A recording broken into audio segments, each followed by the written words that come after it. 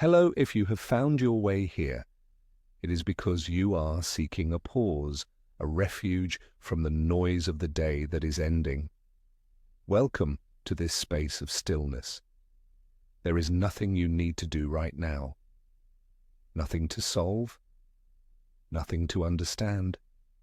Simply find a comfortable position. Allow your body to feel heavy on the bed. Let your shoulders relax and allow your breath to find its own rhythm, soft and natural. The story you are about to hear is an invitation to let go, to release the tensions of the day and to enter the present moment effortlessly. It is the story of Elias and his garden, but it could also be your own, a silent journey toward the stillness that already dwells within you. Allow my voice to accompany you. Let the words wrap around you like a warm blanket and guide you gently toward a deep and restful sleep. Now, if you feel ready, close your eyes, breathe in and breathe out. Let us begin. Dawn didn't arrive, it spilled. It was a slow infusion, a pale tint that began to dissolve the ink of night, not with the promise of day, but with the simplicity of one color replacing another. Long before the first bird dared to rehearse its song, breaking the pact of silence, Elias was already awake. He wasn't startled from his sleep by the blast of an alarm clock. He had banished that violence from his mornings decades ago. It was, instead, the gentle push of an inner tide, a habit so rooted in the marrow of his being, like the roots of the old oak tree that guarded the entrance to his garden. His body, a map of 73 years of life with its rivers of veins, and the relief of its bones, moved with a deliberate, oiled slowness.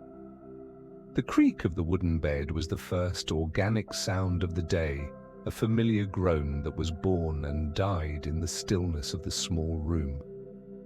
His bare feet sought the cold of the stone floor, a sensory anchor that connected him not so much to reality as to the simple sensation of being.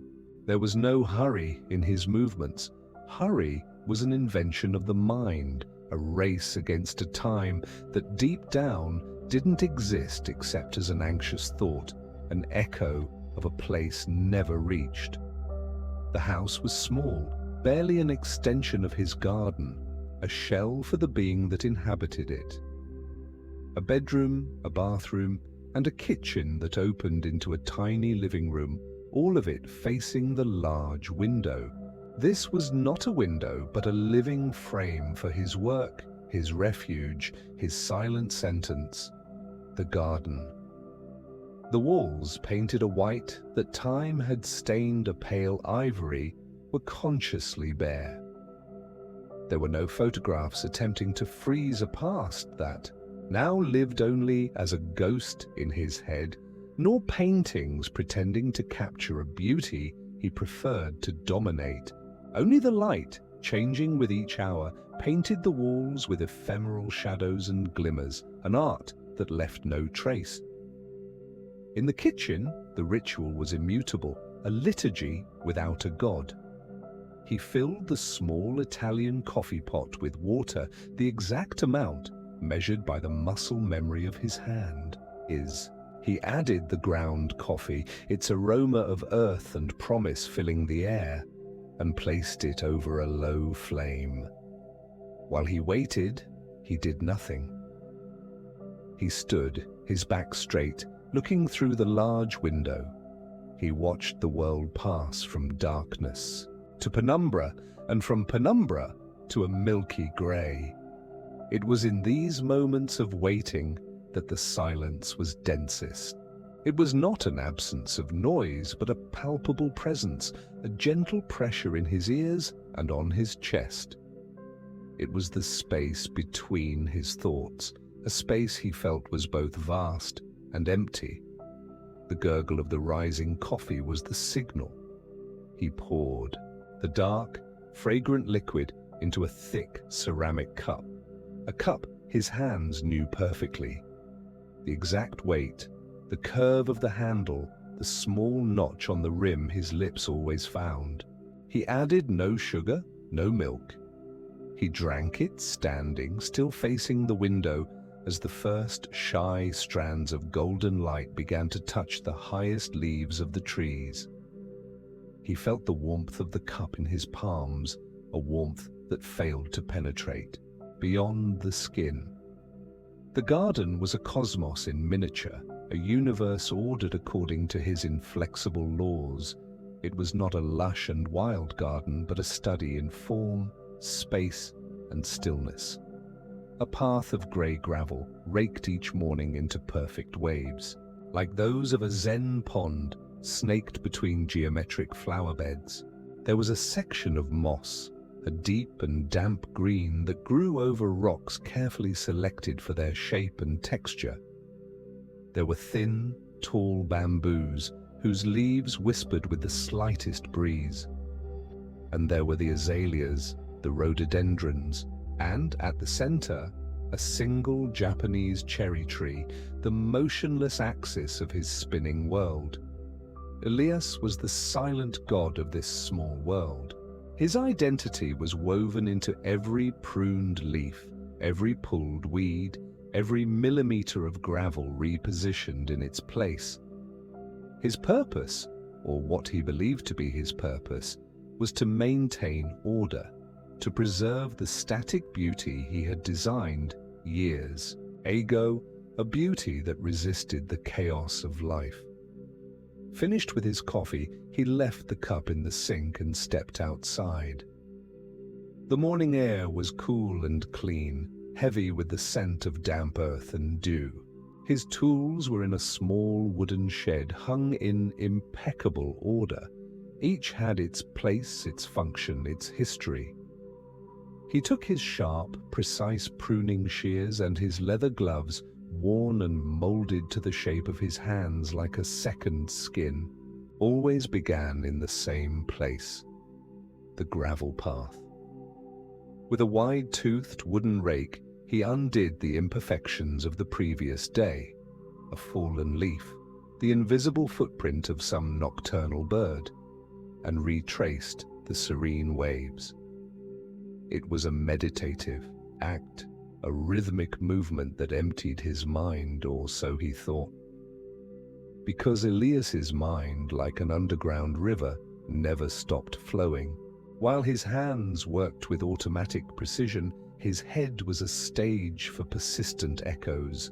They were not frantic or anxious thoughts like those he remembered from his youth in the city.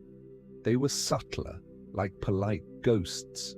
He saw the face of his wife, Clara, not as a warm, living memory, but as a fixed image, a mental photograph that appeared unbidden. He remembered her laugh, but it was a sound without joy, like hearing a recording in an empty room. The past was not a place he returned to with nostalgia. It was a fine layer of dust that covered everything, dulling the colors and sensations of the present. As he raked, a thought might arise. Clara liked how the waves looked like water. The thought floated for an instant, but before it could awaken any emotion, the mind, like a jealous guardian, would intercept it with another. The gravel on the left isn't perfectly aligned. I must fix it. And so his consciousness would leap from an echo of the past to a demand of the present, using the work as a refuge, an escape from the vulnerability of feeling. He spent hours in this silent dance. He pruned a rebellious branch from an azalea, not with the joy of caring for a living plant, but with the need to correct an imperfection. He pulled a weed not as part of the natural cycle, but as an intruder threatening his order. His connection with the garden was not a communion, but a benevolent dictatorship. He imposed peace, beauty, stillness. And yet true peace was elusive, like a butterfly that lands on everyone's shoulder but his. At noon, the sun was at its highest point. The garden shone under its light, a vision of perfect harmony. And Elias, standing at the center of his creation, felt a subtle but profound emptiness. It was the feeling of an artist who has finished his masterpiece and, upon contemplating it, sees only the technique, the paint, and the canvas, but not the soul he tried to pour into it. There was a disconnect, a very thin layer of glass between him and the world he had created. He could see the beauty but not feel it. He could hear the whisper of the bamboo but not listen to it. He was physically present, but his being was elsewhere, trapped in the incessant stream of thoughts, memories, and plans. This afternoon I must water the rhododendrons. Tomorrow I'll have to fertilize the roses. Next week, the moss will need more moisture. The mind always one step ahead or one step behind, never here. This restlessness was not a drama. There was no anguish, no desperation. It was something much quieter, a subtle resignation, a melancholy that had become the background color of his existence. He accepted this state as part of old age, as the inevitable fading of passions.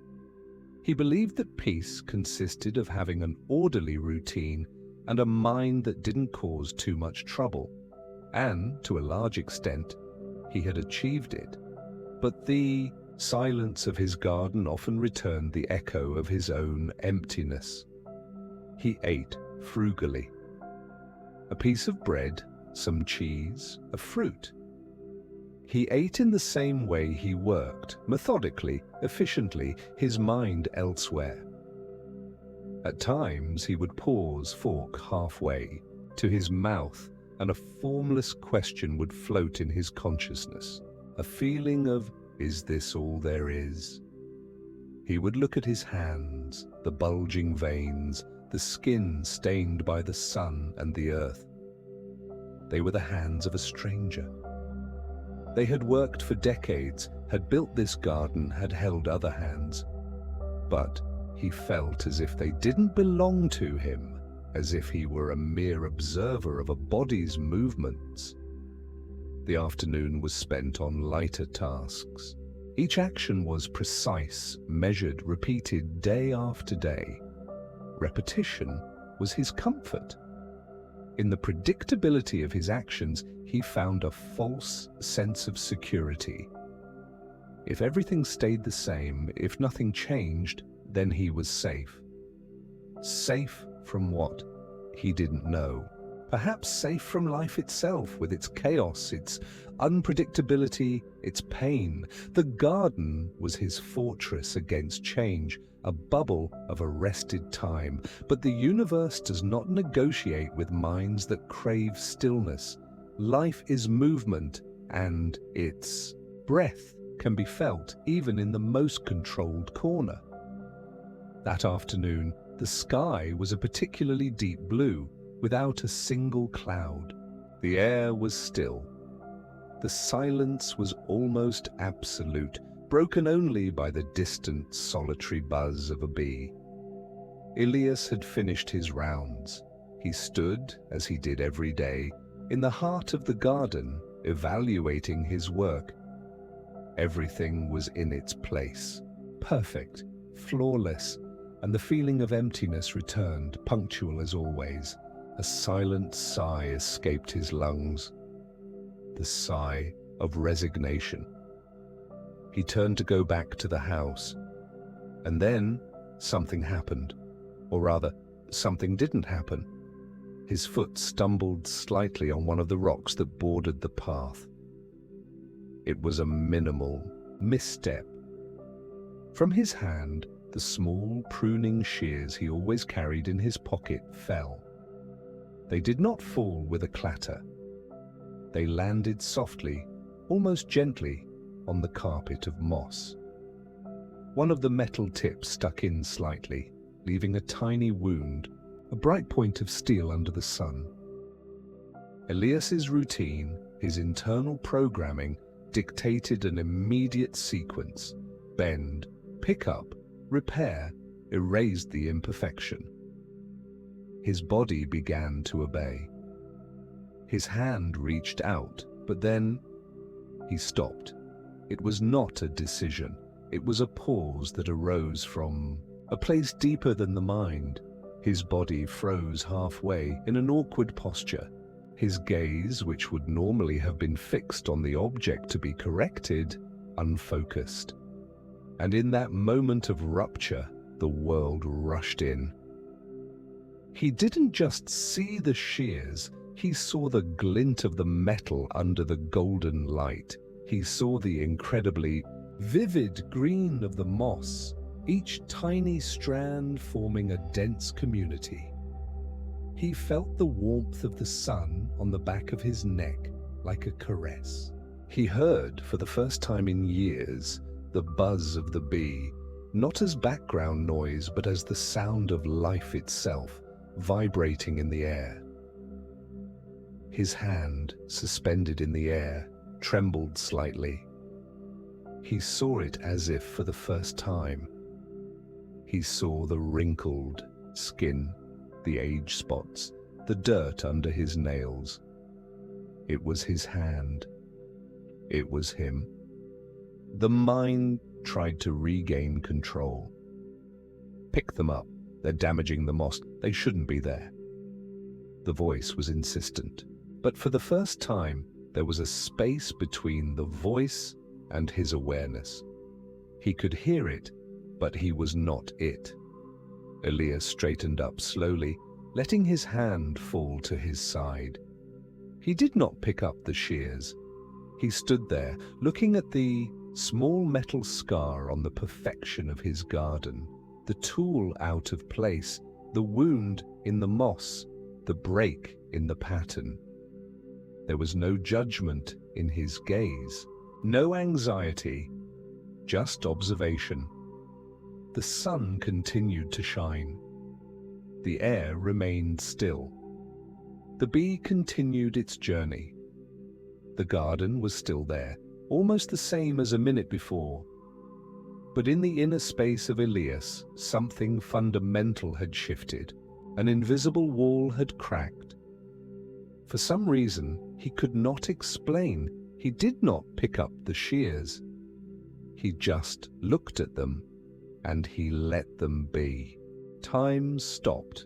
Or perhaps Elias simply stepped off the moving train that was his usual perception of it. The afternoon sun, now more orange, cast long, lazy shadows across the garden.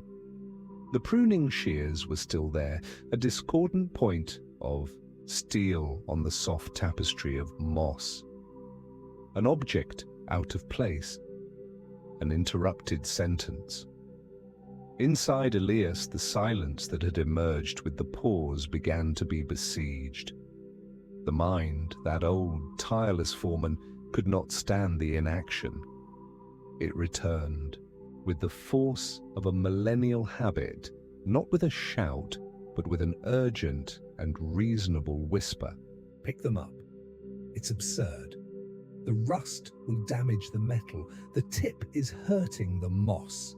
It's getting late. The tools must be put away. Dinner must be prepared. The plan must be followed. The stream of thoughts was like a river trying to drag Away a stone that, for the first time, had found its own weight. Each thought was logical, practical, correct according to the rules of his entire life. He felt a familiar tension build in his shoulders and jaw. It was the anxiety of imperfection, the restlessness of disorder. His body prepared to obey, to restore normality, to soothe that inner itch by bending his knee, extending his arm, and erasing the anomaly. But the stone did not move. Elias observed the tension. He did not judge it. He did not try to relax. He simply felt it.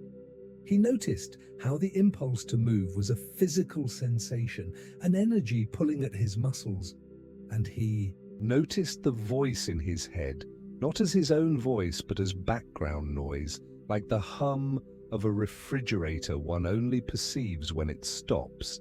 For a moment, the voice and the tension were not him. They were phenomena occurring in him within the vast space of his newfound awareness. And in that space, a new possibility arose, one that did not come from the planning mind. Slowly, with the deliberate care of one treading on unknown ground, he turned around.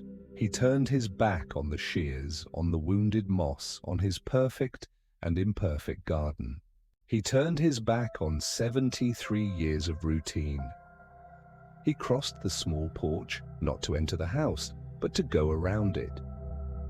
His old work shoes found the pavement of the sidewalk that bordered his property, and he began to walk. He didn't know where he was going. There was no destination in his mind. Walking, until that moment, had always had a purpose: to go to the seed store, to the market, to the hardware store. It was always a means to an end. Now the walking was the end in itself. The street was quiet. The houses, similar to his own, dozed under the afternoon sun. The sound of his own footsteps on the concrete was strangely loud in the silence. At first, the mind tried to follow him, like an anxious dog unwilling to be left behind. "Where are you going? It's not time for a walk. The garden needs you. What if someone breaks in? What if it rains? You left the shears outside." Elias listened, and he kept walking. Each step was an anchor in the present.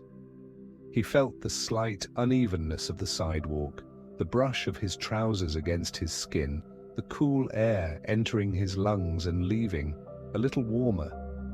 His gaze, normally focused and directed, searching for the weed to pull, the branch to prune, softened. It became peripheral, receptive. He saw a crack in the asphalt. From it, against all odds, sprouted a small dandelion, a yellow explosion of stubborn life. Before, he would have seen it as an imperfection, as nature invading the order of man. Now, he saw it differently. He saw the life force, the silent intelligence that needs no permission to be.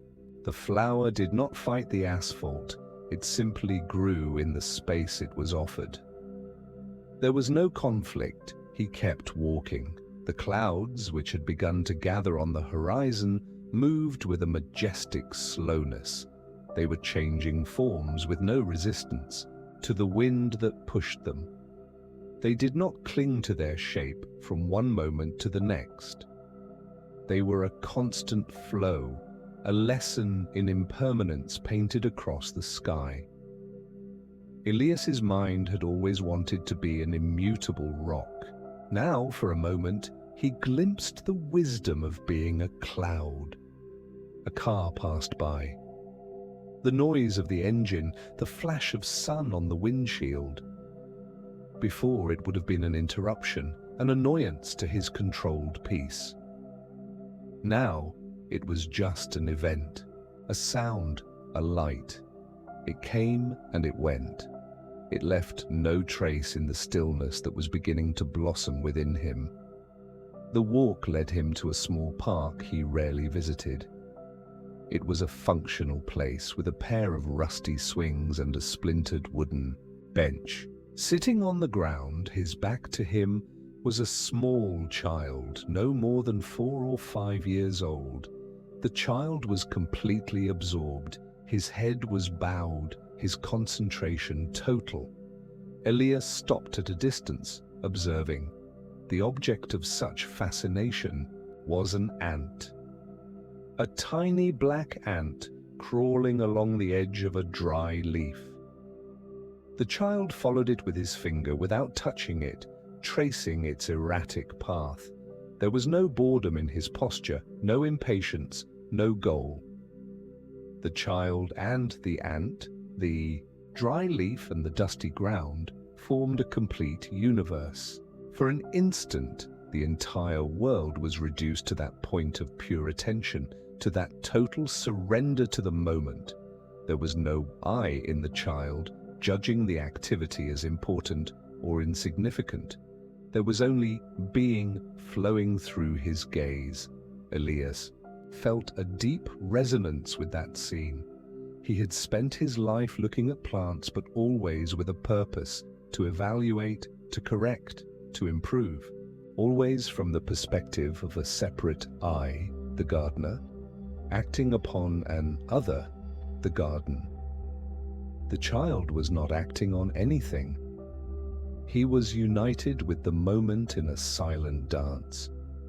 Elias's mind tried to label the experience. Such innocence, such simplicity. Lost childhood. But the words sounded hollow, like empty shells on the shore of a vast ocean. The experience was beyond words. It was a reminder of a state of being he had forgotten, or perhaps had never known. He stood there, motionless, until a woman, presumably the mother, called the child's name from across the park. The boy looked up, blinked as if waking from a dream, and ran towards the voice, leaving the ant and the leaf behind without a backward glance. The moment was over, and that was fine. He did not cling to it. Elias resumed his walk. The sun was now touching the horizon, dyeing the sky with impossible colors: violet, orange, a deep pink. The air was getting cooler.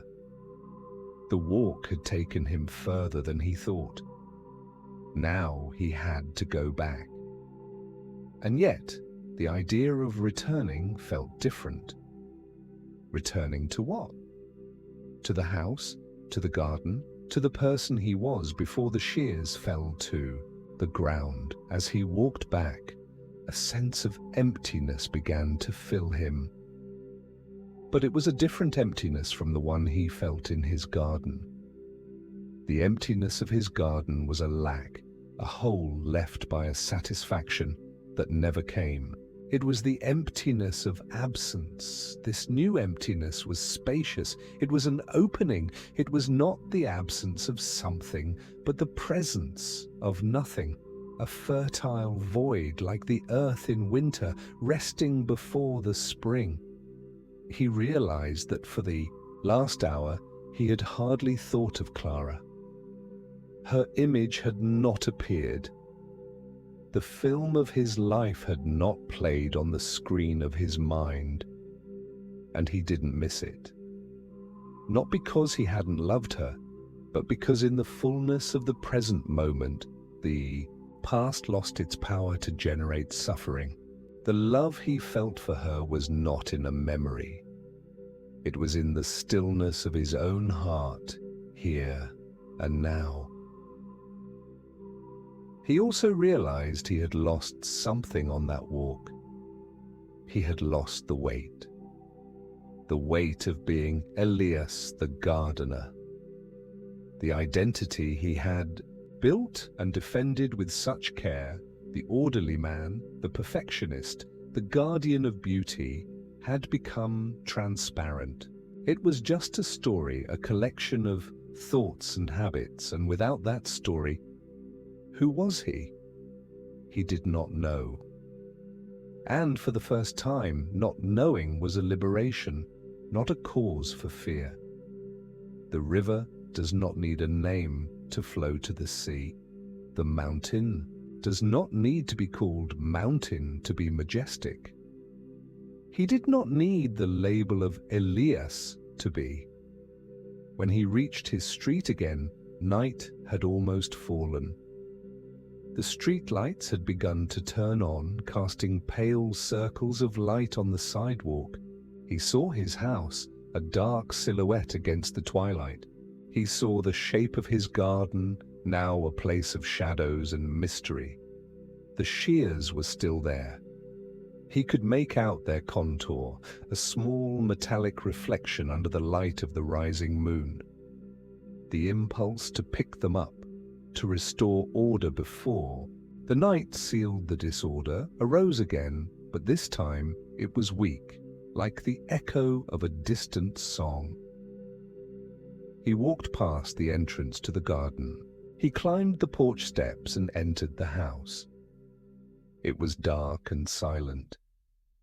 He did not turn on a light. His eyes, accustomed to the gloom, found their way to the large window in the living room. He stopped in front of the window. The glass, faintly, reflected his own silhouette, a ghost in the darkness. Beyond his reflection, the garden lay in silence. It was no longer his garden, a possession to maintain, a work to defend. It was simply the garden, a space where life was breathing in the dark, and he knew, without knowing how, that he was there for the first time. Dawn, once again, spilled over the world. There was no exact moment when night became day. It was a seamless transition, a silent alchemy of light. Elias awoke, or more precisely, the awareness inhabiting Elias's body became conscious of the room. There was no leap from sleep to thought, but a gentle emerging into stillness. For a moment, there was no name, no age, no history. Only the sensation of the body's weight on the mattress, the texture of the sheet on the skin, the cool air filling the lungs. It was an existence without labels, pure and simple. The first sound was not the creaking of the bed, but the beat of his own heart, a dull, steady rhythm that was the drum of life itself.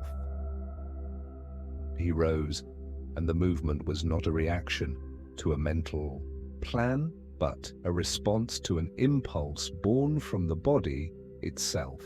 His feet found the familiar cold of the stone, but this time it was not an anchor to reality, but another sensation, alive and vibrant, that traveled up his legs. There was no Elias thinking the floor is cold. There was only the sensation of coldness. In the kitchen, the ritual began, but its essence had changed. As he filled the coffee pot, he felt the weight of the water, heard the murmur it made. As it entered the metal container, each gesture was complete in itself. The aroma of the ground coffee was not a herald of the coming morning, but a sensory experience that filled the present moment. While he waited by the window, he waited for nothing. His gaze rested on the garden as it slowly emerged from the shadows. He did not evaluate it, did not judge it. The shapes of the trees and shrubs were silhouettes against a sky that changed from indigo to grey, and from grey to a pale pearl. The garden was breathing, and he was breathing with it. The gurgle of the coffee was not a signal for the next action, it was just a sound. When it ceased, he poured the dark liquid into his ceramic cup. The heat transferred to his hands. He felt the heat. He drank the coffee, and the intense bitterness was an explosion of taste on his tongue. He was drinking coffee, nothing more, and in that nothing more there was everything. The film of the past did not play. The voice of the future did not whisper its plans. The mind was still, not because it had been forced into silence, but because it was absorbed in the simple richness of the now. After coffee, he stepped out onto the porch. The morning air smelled of earth, damp with dew. His gaze fell immediately on the pruning shears lying on the moss. There they were, like a small monument to the surrender of the previous day. He approached, not with the urgency to correct a mistake, but with a slow, deliberate movement. He bent down, feeling the stretch in his back, the bend in his knees. His fingers brushed against the cold, damp metal. Then the softness of the moss. There was no terrible wound, just a small mark, a memory of the instant the pattern had broken. He picked up the shears. Their weight in his hand was familiar, but the sensation was new. It was not a tool of control, but simply an object, a collection of atoms vibrating in his palm. He wiped them gently with a cloth, not out of anxiety, but with a care born of respect for the object itself. Then he hung them in their place in the shed. The action was complete. It left no trace in his mind. That day, Elias worked in the garden. From the outside, nothing had changed. An observer would have seen the same meticulous old man following his usual routine, but the energy behind the action was radically different. When he knelt to pull a weed, his fingers sank into the earth. He felt its coolness, its granular texture. He felt the life teeming within it. He pulled the weed not as an enemy, but as part of a gentle reordering, like one who brushes a strand of hair from a sleeping face. He saw the root, a complex and perfect system. For a moment he marveled at its tenacity. Then he set it aside. When watering the azaleas, he didn't think about whether the water would be enough, or if he should add fertilizer next week. His attention was on the glistening arc the water made as it left the can, on the whispering sound it made as it fell on the leaves and petals, on the way the dark earth drank it in greedily. Every drop was a miracle. The garden was no longer a canvas for his will, but a dance partner. He responded to its needs, and the garden responded to his care. It was a silent communion, a conversation without words. He realized that the beauty he had strived so hard to create and maintain had always been there, regardless of his efforts. His struggle for perfection had not created the beauty. It had only created tension. Now, by ceasing to struggle, beauty revealed itself in every imperfect leaf, in every slightly withered petal, in the way a spider wove its web between two branches. The midday sun warmed his back. He sat on his bench, not to rest from a job, but simply to sit. A robin landed on a nearby branch and began to sing. Elias listened. He didn't think, "What a beautiful song the bird is singing." He was simply the listening. The bird's song filled his being. There was no Elias listening to a bird. There was only the song. And in that stillness, the image of Clara appeared in his consciousness.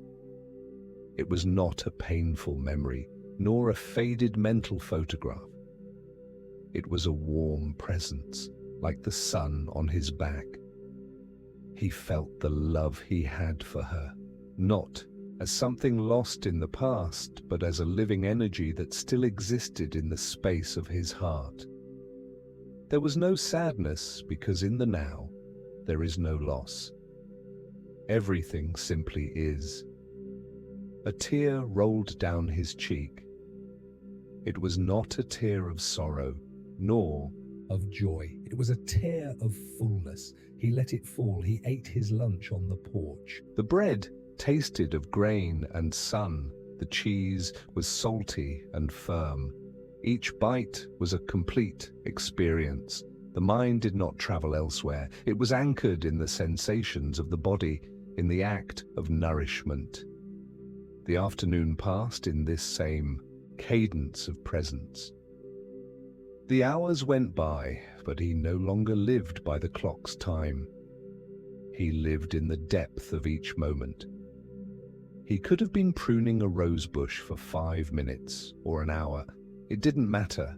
Time had become elastic, irrelevant.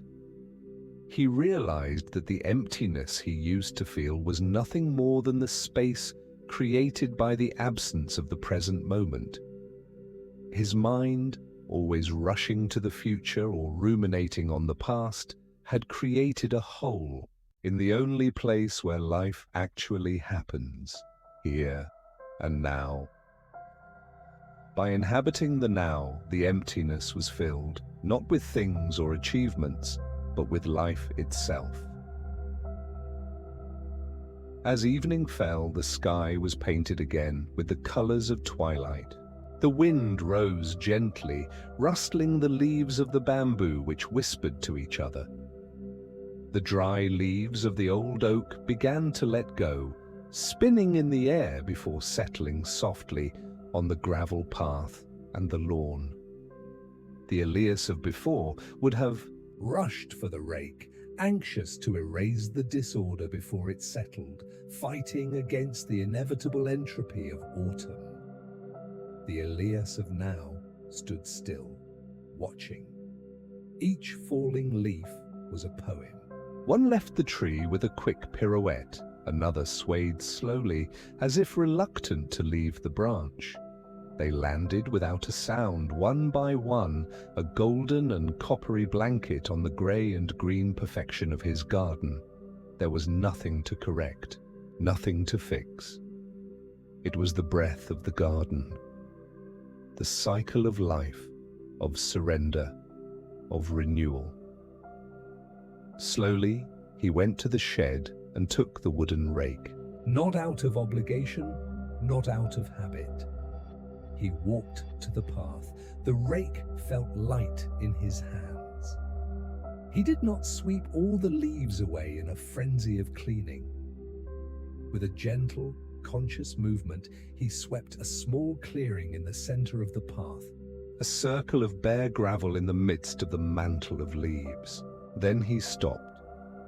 He looked at the small, empty space he had created, and then he looked at the countless leaves that surrounded it. Both were part of the whole, order and disorder, emptiness and fullness. The old man began to rake again, not because it was necessary, not because he wanted a clean garden, but because the movement of the rake over the gravel, the sound of the leaves being dragged, the sway of his own body, was life happening. Each leaf fell, and each sweep was a silent response, as if the universe were breathing through him. He leaned the rake against the trunk of the oak. He stood in the middle of the garden as the last light of day faded, and he listened to the silence that remained when the wind grew still, a silence that was not empty. It was full of everything.